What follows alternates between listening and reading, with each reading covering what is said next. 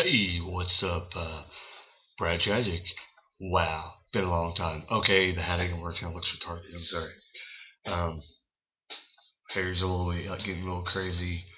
I haven't been able to get a haircut lately. As you see in the background, does not look the same. Awesome. Um, like where I live right now, back in Indiana. Um, but yeah, Brad Tragick, ready to give you more of my maybe meaningless opinions on anything that I want to talk about. So let's go right into wrestling. So I missed a lot of wrestling. I haven't got to talk about it.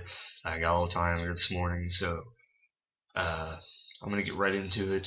Wrestling, what we missed, what Raws. I probably missed about a whole month of the wrestling that I'm able to review.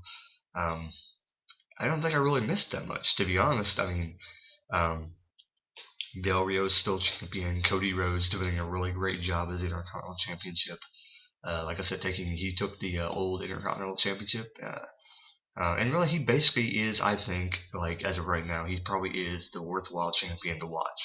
He's the only champion that I would honestly watch. Uh, Mark Henry, pretty impressive, but I can see his world title reign is going to go in like a weird direction. So um, I think probably like either the next person he faces, he'll probably drop the belt to. So I mean, I don't know who it's going to be, but I just think the next person he faces or the person after that, one or two people down that road, he's going to drop the belt to. Now, I know he's in a program with Big Show right now, so I don't think it's going to be Big Show. But like down the road, and a couple more feuds, he'll probably drop the belt. But I just don't see him. I don't know. Who knows? They may give him a long reign. Who knows? I don't think he's doing a bad job. I really think it's actually a good idea that they get in the belt. Saying they need to get some good uh, people so they can start getting some more main eventers for WWE. On the TNA front, good God, have they been messing up like majorly or what? I mean, I stopped watching them for the longest time. I started watching again. They have gotten better, I guess, but really like the main event scene is about the only thing they're doing okay on. Um, it's still like really sketchy though. Like I don't know. Like I guess they're starting to turn around. They're trying to turn around, but it's just like everything seems kind of stagnant in TNA right now. Where sometimes it's hard to watch. It's like a train wreck, and it's like you see parts of the cars like keep coming off, and you're not sure like why to keep watching, but you kind of do want to keep watching because make sure you don't miss something because somebody might show up or maybe the last time you see this wrestler. So you never know because some of the guys in TNA, they come from WWE and they've already had their shot, so you don't know where really they're gonna go. So and that's one of the reasons why I like to watch it because you don't know if these guys are gonna go back to WWE or not. Some of them have already had their time in WWE, so you really don't know if they're gonna be going back or not. So yeah. Um, yeah, that's basically it. I mean, Bobby Roode, should have won the title. He didn't win the title. They ended up giving it to James Storm. What the fuck? I don't get it. But anyway, so Kurt Angle wants to drop the title to James Storm. I have no idea, no clue. Um, I basically think that Hogan and Sting need to get out of the picture. They just need to do like backstage managerial roles, something like that. They need to do it. They need to be done. Sting needs to have one last. I honestly think Sting needs to have a run in WWE before he retires. Sting needs to have a run in WWE at least for like 3 pay-per-views. Just go, be able to sign your consent form or whatever, so that you can have like a big deluxe DVD in the WWE. I know he doesn't like Vince McMahon. I know he doesn't like what they want to do with him probably, but I mean, as long as he goes in, and asks for creative control and all that shit, I think Sting should be able to go to WWE and do like a few shows and be done. And it should be around Mania. That's what maybe down the road we're looking at maybe like WrestleMania 32 or maybe something like that. Maybe he'll change his mind by then, and we'll get a good main event maybe. Because I mean his career's about done, so I would think he would want to have, if Vince contacts him when he is done with TNA, I hope that he says yes. So we can have at least one run in the WWE. Even I don't even care if it's for the title. I mean, who cares? Just have Sting in the WWE and to say that he was there and he was. I think that eventually he will go.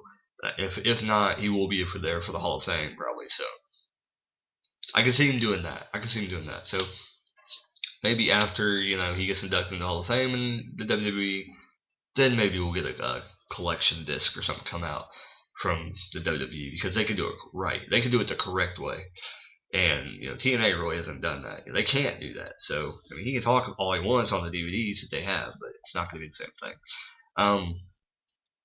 Other than that, wrestling really. I mean, it seems like it's something that's pretty exciting. I've been really following the whole Cody Rhodes thing and Daniel Bryan.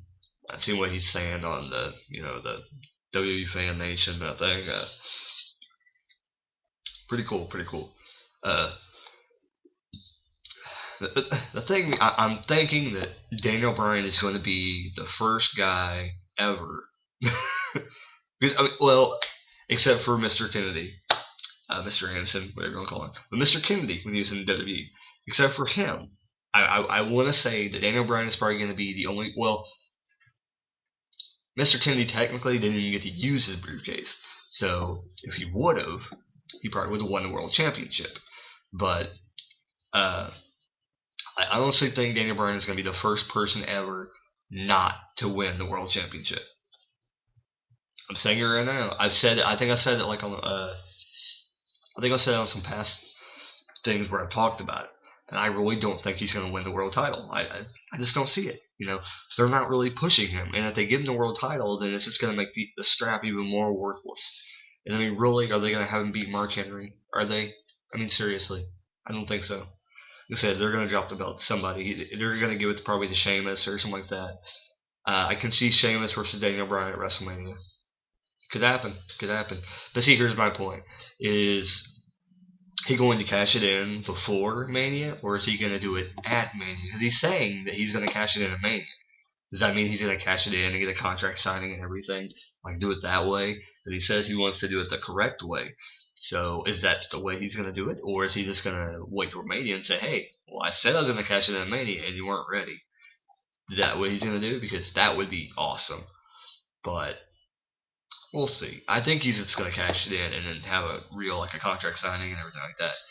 But I can almost see a Sheamus versus Daniel Bryan for the World Championship at WrestleMania. If they were going to pick a person to have Daniel Bryan go over and actually look like he actually could be a credible world champion, and maybe kind of work with him from there, But I really think his reign's not going to be very long. He'll win the match maybe, but I really can almost guarantee that Daniel Bryan's probably not going to win the world championship. I really do believe he'll be the first one. I believe he'd be the first one to ever cash in his Money in the Bank and not win the championship. There's got to be a first for everything. I mean, it's got to happen at some point. That somebody's going to cash it in and not win. But maybe, just maybe, he'll cash it in and just come this close, and then they'll give him a rematch.